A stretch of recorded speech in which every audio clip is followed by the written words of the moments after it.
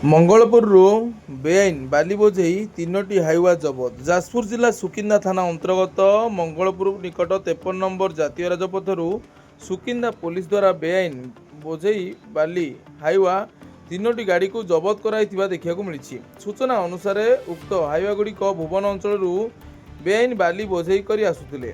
ଖବର ପାଇ ସୁକିନ୍ଦା ଥାନାର ଭାରପ୍ରାପ୍ତ ଅଧିକାରୀ ରମାକାନ୍ତ ମୁଦୁଲିଙ୍କ ନେତୃତ୍ୱ ଏକ ସ୍ୱତନ୍ତ୍ର ଟିମ୍ ଘଟଣାସ୍ଥଳରେ ଅତର୍କିତ ଚଢ଼ାଉ କରି ତିନୋଟି ବାଲି ବୋଝେଇ ହାଇୱାକୁ ଜବତ କରି ଥାନାରେ ଅଟକ ରଖି ଘଟଣାର ତଦନ୍ତ ଜାରି ରଖିଥିବା ସୁକିନ୍ଦା ଥାନାର ଭାରପ୍ରାପ୍ତ ଅଧିକାରୀ ରମାକାନ୍ତ ମୁଦୁଲିଙ୍କ ପକ୍ଷରୁ ସୂଚନା ମିଳିଛି।